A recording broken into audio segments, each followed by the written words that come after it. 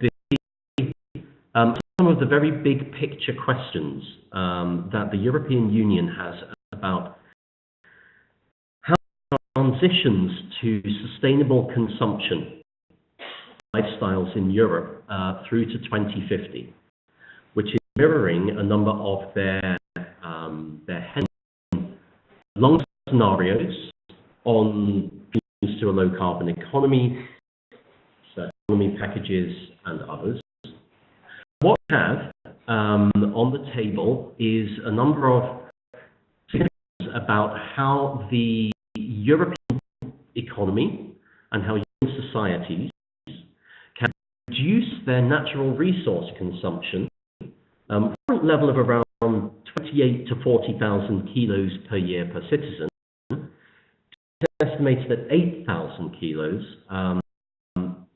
which is a sustainable lifestyle. It's sort of defined by the Wuppertal Institute and one of their research teams. A very important platform from years ago called Spread 2050. So the wider interest in our field, I do encourage you to Google Spread 2050 when it's finished, and then you will see some of the aspects of the long-term scenarios about how we catalyze sustainable lifestyles means for a number of different states who have a very big part in this.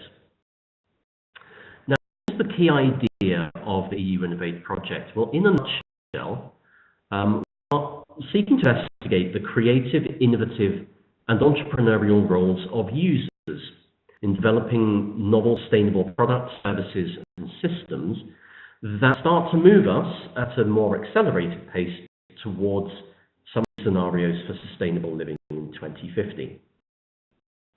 The key to doing this is that in a historical perspective on consumption production systems in Europe, they're very much driven by either state or large companies. It's a make-to-waste framework. And historically, our view is that users and innovators and entrepreneurs have had a minor role to play within wider innovation systems, consumption systems, and production systems. And the argument was that actually, new technologies, access to big data, social media, and other ways of virtual connectivity between users and entrepreneurs and innovators in different parts of Europe. There's a new domain and a new phenomenon emerging, how individuals and clusters of individuals are starting to drive the sustainable lifestyles agenda in a new way. Without wanting to get into too much of the details, what you see in front of you is an overview of the project as a whole. We began the journey at the beginning of January 2014, finished December 31st this year, which is hard to believe. But what you see in front of you are the 6 main empirical work packages, the overall design of EU-InnovatE. And our series is focused on the topic P1 to WP6. So we will look at the past and present of sustainable lifestyles. To come, we'll look at through to 2050 and goals and prospects for achieving those scenarios. We'll look at how big companies are working to integrate users and entrepreneurs in more open innovation systems. And from that, we'll also look at some in-depth cases of how users and innovators are starting to create their own businesses around sustainable lifestyle solutions, products, services. And in this series, we will look at some of the policy innovations for citizen user engagement in sustainable living policy agendas, and an agent-based model developed by Cranfield and Asada to look and measure the actual impacts of innovations in different systems, in particular food, energy, living, and mobility. But the future, and today, is very much about the past and the present, and we will focus on Work Package 1, the history of sustainable lifestyles in Europe, systemic transitions. Three joining us today. First, Andre Harbisch, who is not actually wearing his alpine hat at the moment, as you see in the picture. It's not quite that cold yet, close to the mountains. Andre is Professor of Social Ethics at the Catholic University in Eichstätt-Ingolstadt and the Work Package leader, and will be supported by Professor John Ferguson, Professor of Economic Psychology at Aarhus in Denmark, and René Peter, who has a couple of hats, one as a Professor of Business Ethics and CSR in Cologne Business School, but also as part of the research team in Eichstätt-Ingolstadt. Move on now. Hand over directly to Professor Harbisch. Andre, please give us the overview. Tell us about the core activities in Package 1. We had a lot of activities in Work Package 1, but for sake of the limited time, we choose to just give you the results in two parts. The first is an overview on the European survey concerning sustainable lifestyles and user sustainability innovation works, and this will be supported by John, who was the scientific leader of this, especially this tool, and give us a short introduction into what has been actually done and first series of results at this stage. Following the second part will be understanding the diverse cultural system in Europe. So René Schmidtpeter and myself, we will give a short overview on 5 European workshops we organized in different parts of Europe, and getting into contact with different audiences here from the different countries, and also draw the first conclusions as we see it on the future of sustainability, innovation, and user entrepreneurship in Europe, also showing some consequences for European policy. And I directly give the word to start with this overview of European surveys.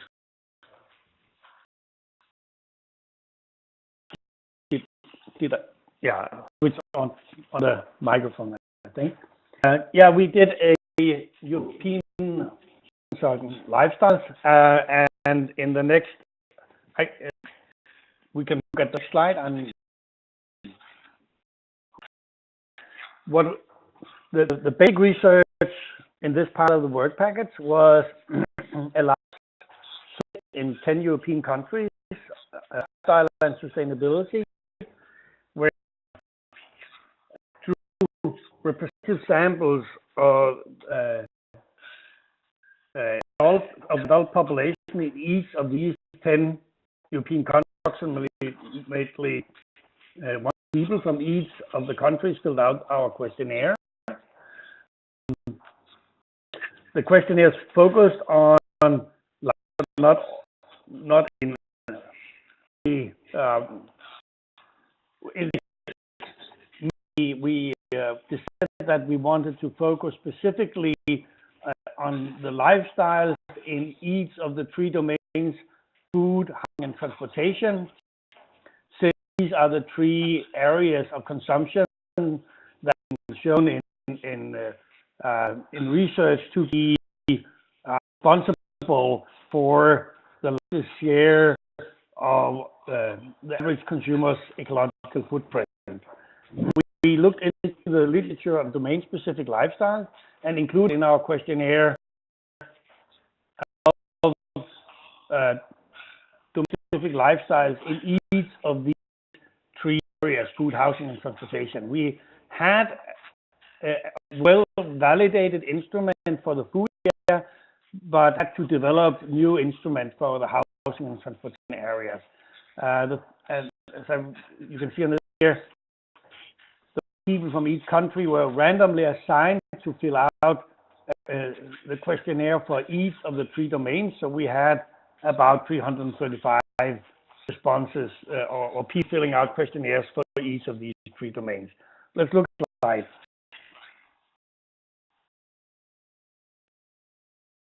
European countries that we covered in this, as you can see,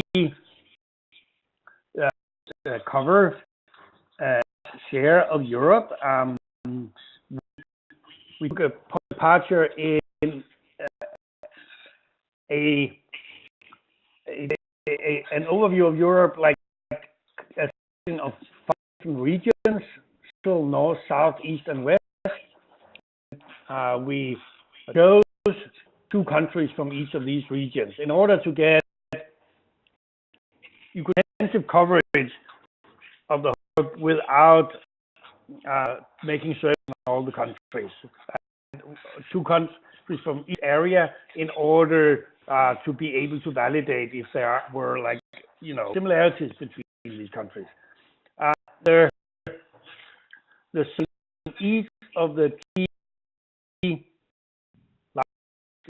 3 surveys revealed, you could say, a pattern in 3 consumption domains: food, and transportation. Namely, that we saw a regional clustering of countries in Europe with had the same patterns of lifestyle segments. In these 3 areas, there was kind of the north-south dimension was dominating.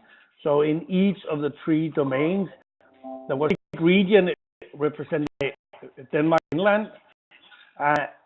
In food and energy, there was like also a split between the rest of the countries, like those like mid and south, the north-south axis. Clear in the housing area that the housing there's kind of a north-south axis in the housing lifestyle. That's also the case in the areas, but there it's more like north versus the rest. And in the food area, it's kind of like the split between mid, south, and east is like most north-south, but a little bit more mixed than that. And in the 3 areas that we identified 5 to 7 lifestyle clusters in these areas that with distinct profiles. And the next slide, you can see a summary of results from how these lifestyle and country segments predicted sustainable consumer behavior. We did these analyses for the 3 independently. Here I picked the food-related lifestyle study, among other things, because this one has already been published, whereas the other 2 studies, like the papers based on the other 2 studies, are still under review. But in principle, like, we got more or less the same types of results in the study. The main result is that we found that the certified lifestyle segments significantly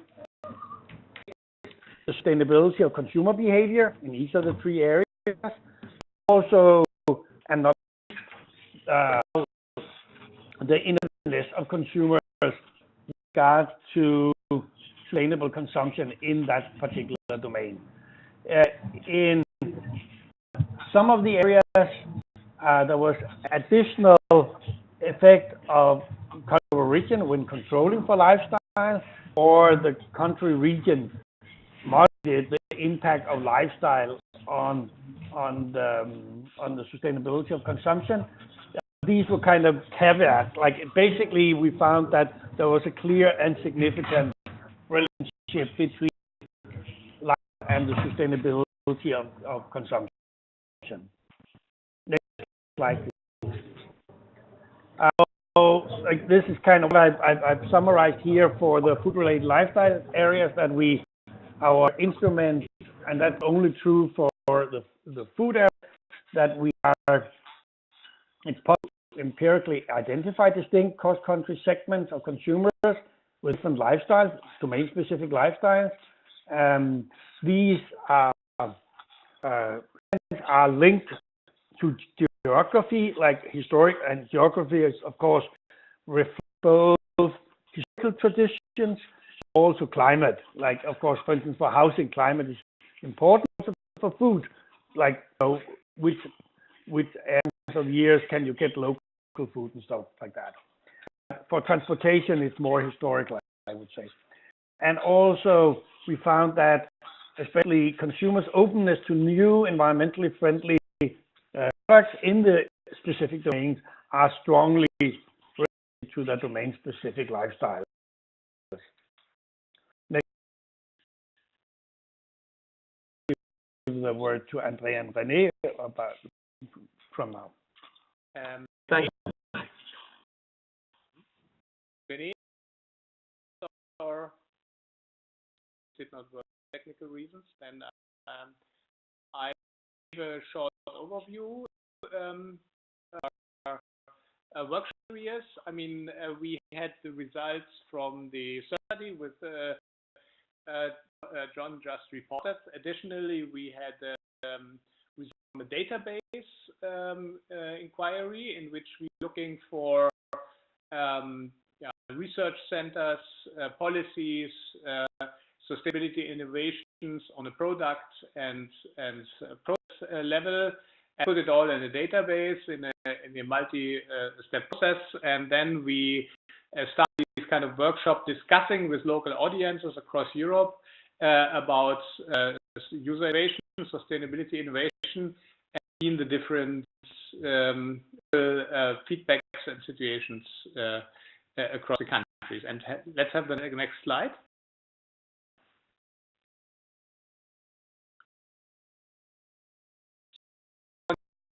With a workshop at our University Eichstätt-Ingolstadt in April 2015, a conference at Milan covering southern European countries in October the same year. We had the conference at our VP1 Copenhagen Business School in February 2016, covering northern European countries.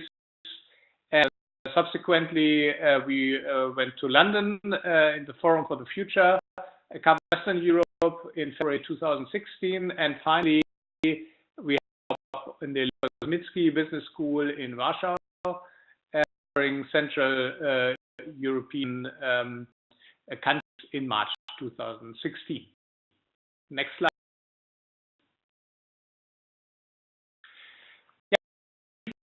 Overview on the character or the different character of the workshops. He was supposed to introduce that overview, which he put together. And, in Munich, and it gives you also a first impression in the vast variety of the discussions on sustainability across Europe, something which we kind of formulated as one of our key findings, which we sometimes ignore, that there's such a variety and discussion in the different countries. I think we had a conference especially also bringing in small and medium entrepreneurs. The focus was pretty much on value added orientation. We had academic reflections also, especially on the role of innovators here, small and medium companies working in these difficult markets and facing day-to-day challenges in trying to sell also respective products and services to clients. We had what we could call a very progressive workshop, delving deeper into the innovative and disruptive atmosphere of the discussion on sustainability. This was pretty much innovation driven, and maybe we had a certain, I mean, given also from the location, we had a certain towards financial industry, so some importance, of course, as we're lacking. We had especially academic and expert-driven discussion discussion, which was pretty much local and regionally orientated. We had a very, what we could call pragmatic character of the discussion, especially connected to the needs of in what we would call, still perceive as a transition process of these economies, in which, of course, sustainability plays a role, but it plays a role in close connection with very specific necessities of people. And overall, we analyzed a relatively weak institutional system here on sustainability innovation. Still, in Milan, we had as well a very academic-driven, many students here being with us, a lot of interest even among young students. The sustainability understanding here was regional and small group oriented. Character of discussions, however, was rather more defensive, and all people were a little bit critical about political initiative. Strength was a strong link on community orientation, daily activities, especially on the communal and local level.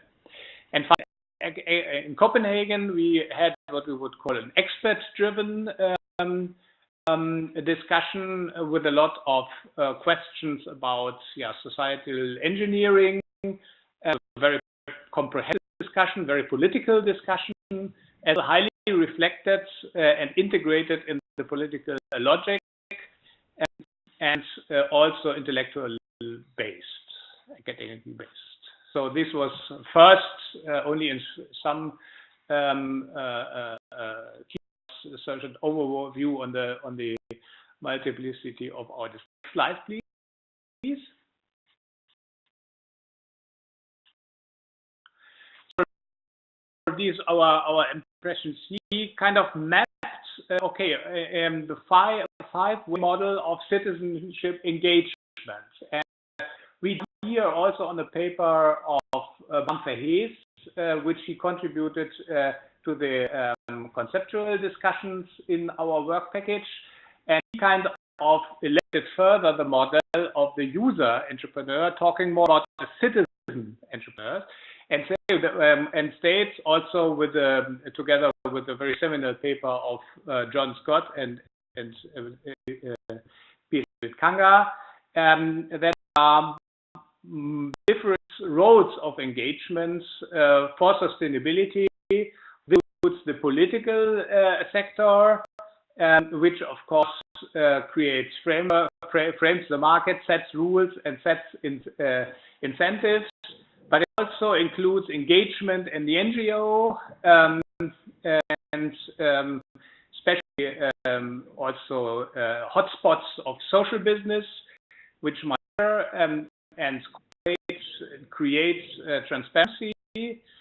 Citizens may further establish and work inside of the business sector, for example, as entrepreneurs, but also entrepreneurs in large companies or in corporate citizenship projects, reshaping here consumption patterns by introducing, for example, new products or services into markets. May, of course, have, this was, of course, one of the key projects, consumer roles, developing step-by-step sustainable lifestyles, and provide insights, also generate new information as a whole. And of course, they might also participate in academic initiatives in the work of think tanks, of institutes, and contributes to the development of new sustainable development goals. And here in all of these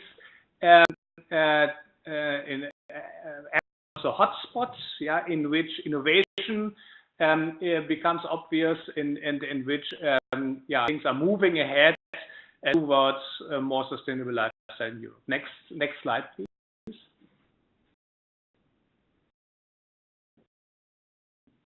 We draw conclusions and see diversity here as a basic strength of Europe and the European discussion. Our activities show that regional differences among European countries are enormous. We have different cultural coded expectations. We have different dominant industries in each of these of Europe. We have most sustainable innovations context dependent and emerging from local knowledge and analysis. Person in different European regions, of course, facing country or even region-specific transaction costs of engagement for sustainable lifestyles, but choose the adequate way of turning their sustainability preferences into action. For promoting innovation towards more sustainable lifestyles, it is important to establish and foster sector-specific hotspots. So, with a variability of alternative forms of engagements, citizens face an enhanced opportunity structure for sustainable lifestyles. For more details of our position here, you might also compare our recent post in the EU-InnovatE in which we also add some examples and details about sustainability and hotspots in the different countries. And here, just in three important key resources and publications. First, of course, it's a very great success of John, already published an important part of his work on sustainable food consumption and the nexus between national context and private lifestyle in food quality and preferences.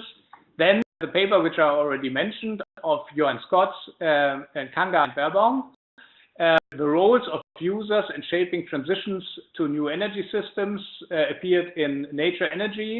And finally, our book summary, which is about to appear with Springer, international publisher, in 2017, entitled Sustainability and Innovation Cross-European Perspectives, which shows in a certain way an overview of different results of work package 1 activities, which I could here also report, of course, due to time restrictions in a very broad overview.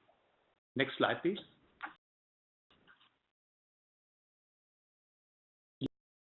So far is our and give the word back to Simon for moderating the discussion or feedbacks.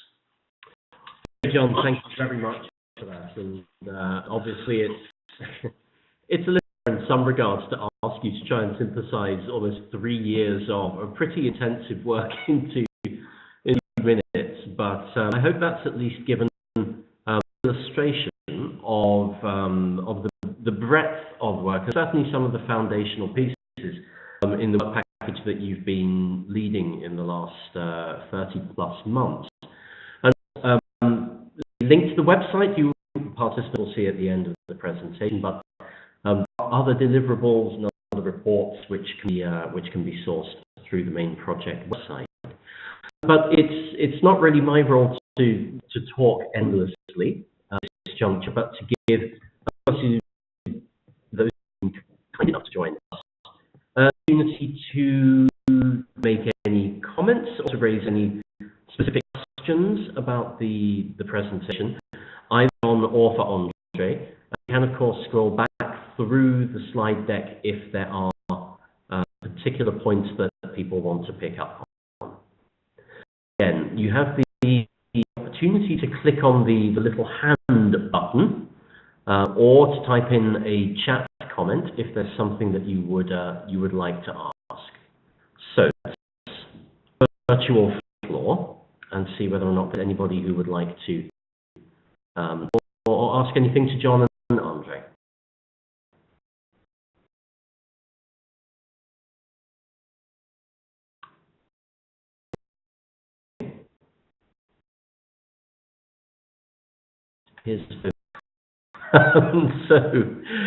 So in that sense, or perhaps throw another question back onto the table, and I will ask Andre and John also on the conclusions slide. When hotspots here. Slide. Are you referring to some form of physical cluster, or something which is driven by a public agency or driven by groups of citizens or entrepreneurs? How do you actually define that? Because I would imagine that's also very specific to given contexts and regions. Can we maybe return to that slide, on the respective slide? Very. It was very the good one. The first one, the overview, hotspots also. Oh, yeah. Here, different sector-specific hotspots which we identified, meaning that these are kind of if you return to the multi-level perspective, it's kind of a very niche-intensive or niche-contributing areas inside of the sectors. So, for example, the politics context, we see sustainability programs or local initiatives. Yeah, here also the different levels of politics are concerned, which are especially places where sustainability innovations. Yeah. Or we go to the NGO or business sector, we see these new social partnerships in which cooperation takes place between intensive researchers or user figuring out new models, which are then also in the process maybe leading towards the practice of the respective sectors. In the case, of course, the question of lead users, user innovators, which was especially to the topic, of course, of our InnovatE project. However, what we also found here is that the number of these user innovators is effectively limited. I mean, maybe John can add something on that finding, but at a certain point we saw that it's only less than 5 promille people who we could identify in our survey actually user innovators. However, they are there, and they are, of course, a hotspot also in that sector. So we try to indicate in the different areas where are especially points of innovation, points of transformation could contribute to to niche areas in which new lifestyles are prepared and then are kept ready for the moment in which maybe due to external influences from the horizon, maybe the moment would come in which they also move into the technical regime. Great. Anything you'd like to add to that? yeah, I got this from on the sustainable innovators. Was a particular focus in our survey. We use instrument developed by user researcher von Hippel from MIT and De Jong from where like an instrument to map the of user innovativeness in a country, and which had been applied in a few countries before. We then applied that procedure in our 10 countries. What we found was that we found a wide variation of user innovativeness, like mean for the private use, innovating new things, functional new things, quite a lot between countries. In Hungary, was in Western Europe. Like it seemed to be kind of more an opportunity push, with which has to do with having needs in terms of, but lots of resources in terms of time might play a role here. we used open questions to then ask into whether the innovative activities by users had to do with sustainability, like, so to speak, user innovations, like to which extent did people, for their private use, develop new things.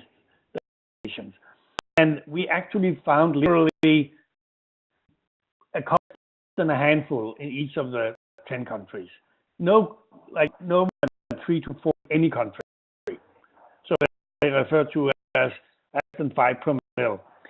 So that's one thing. Like, we found that this is extremely limited in terms of numbers. Of course, it's important to understand sustainable user innovativeness might be more important than this. Like, one year can change the world. Like, or the computer. That was actually, the Apple computer was developed in a garage. So one good idea can change the world. But it's important to, it's an result that there's a lot of activity going on among private consumers in terms of developing sustainability innovation. So it is, it's not because of volume, but perhaps like because of the innovativeness that they would be important. Currently working on quite a lot, actually, putting a lot of manpower into analyzing these data in order to, I mean, like, since these are basically qualitative data, and none of them, it takes quite a while to really get, out of the data.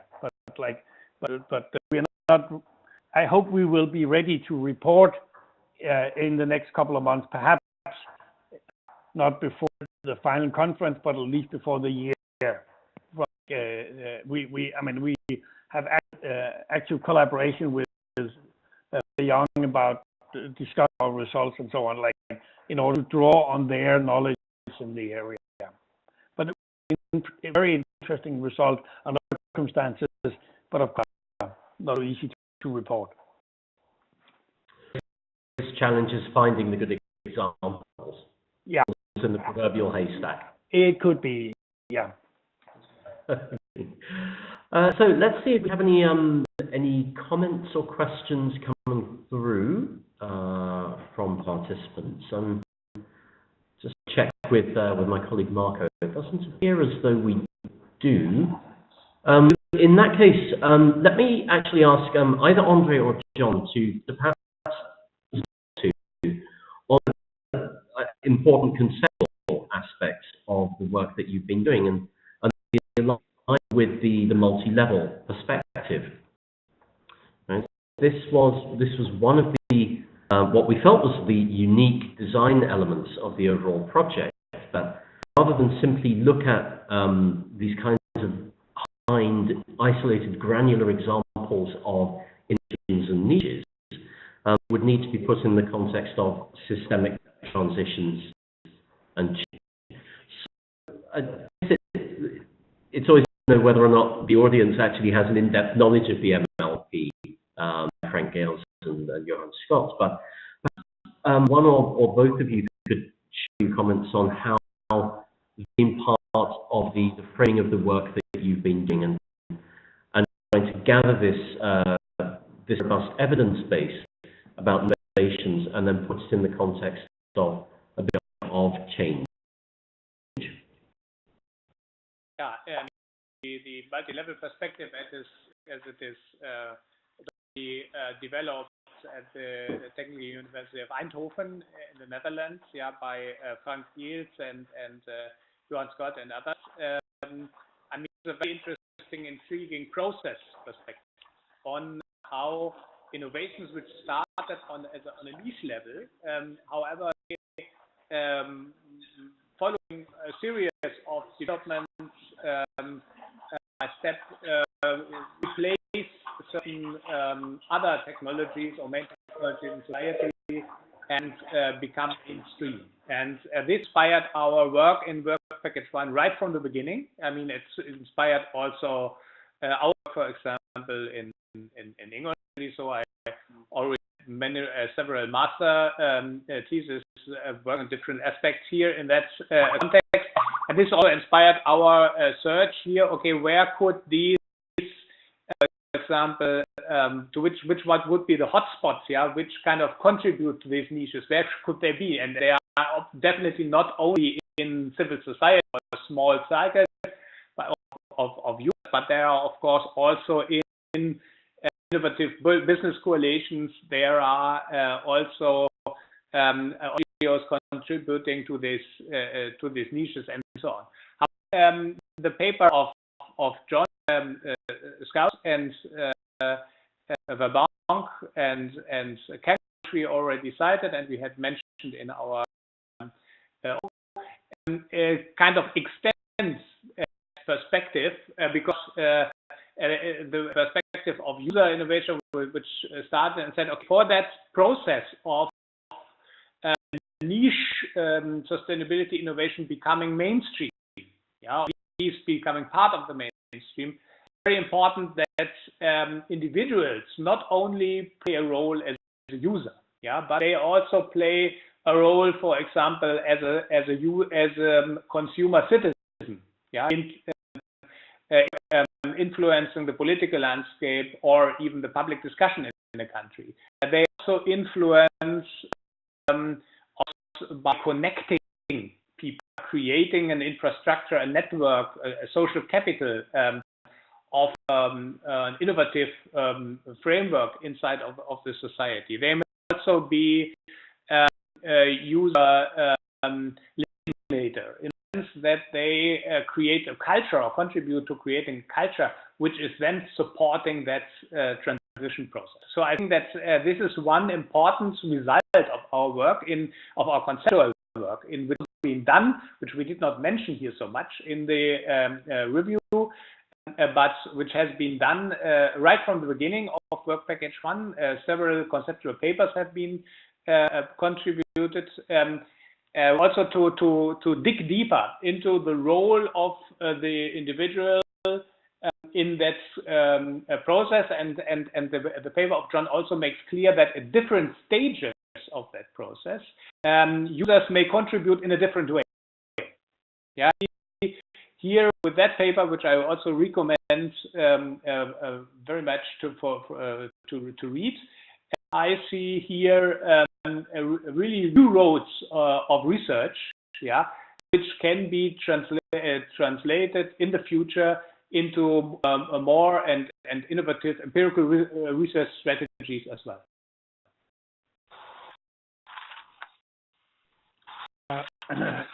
If I could add to this that our studies have all been inspired by the multi-level perspective in the way we've organized it. We culture from the individual consumers would be niche level and explore also where to which sustainable innovation is going on at that level, which is definitely the niche levels. Whereas I would say that the styles in the way it's organized would more like at the social technical regime state, like which is like in the multi-level perspective, the medium of like the medium stage, like it's identifying what is kind of like life has this sense of being somewhat permanent but not very permanent, and that kind of being embedded in the social technical regime, and the landscape level, like that highest macro level that the perspective is dealing with. We have the things of a high historic permanence, which would be the country level.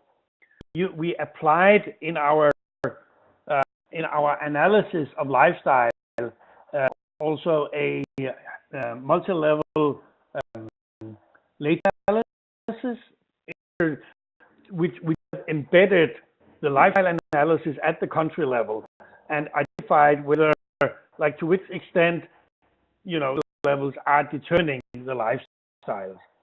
In that way, I mean, that's kind of the point like that allowed us to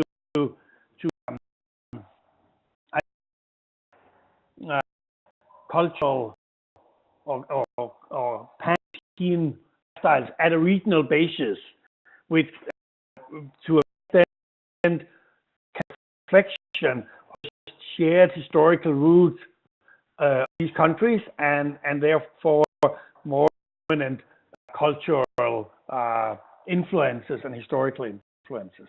So just to illustrate that, also that kind of lifestyle analysis that we did is technical and also in terms of scientific approach very different from the historical approach or multi-level perspective. It's multi-level perspective very much inspired the approach we did to the lifestyle analysis.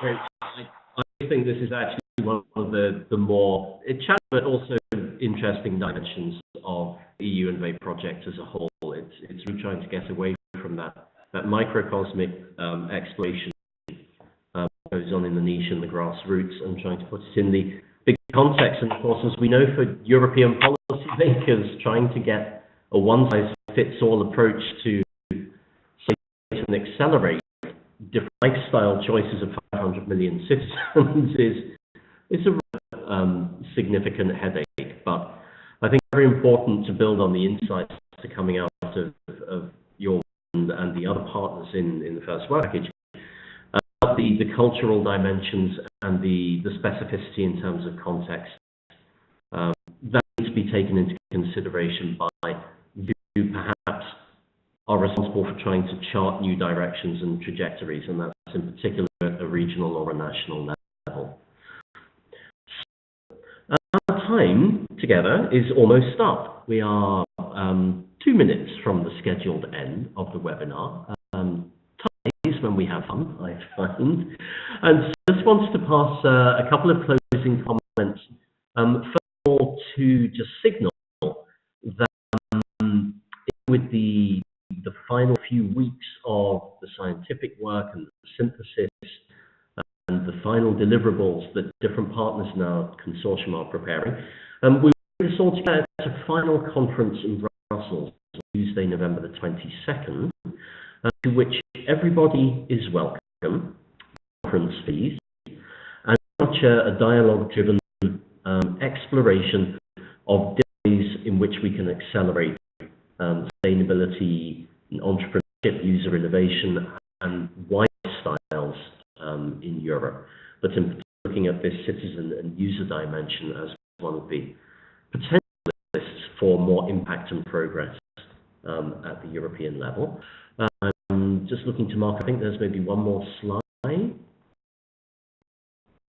Voila. Earlier. So I think that brings us full circle. EU-InnovatE.com is where you can go to find all kinds of materials, but please keep track of it in the weeks and months to come, certainly through to the end of the year. Pretty much all of the deliverables from the project, including videos, toolkits, teaching, as well, some of the scientific publications will be there for considerably inspiration. So I'd really like to thank Andre and John for taking the time today to share with us their insights. I'd like to all of you for taking the time. It seems as though everybody is in the midst of a very hectic return work in September. We appreciate the fact that you joined us this afternoon, and will continue to do so for some of the other webinars in our series through to the end of October. Again, Andre and John, thank you to you all, and I wish you a very pleasant remainder of Tuesday afternoon.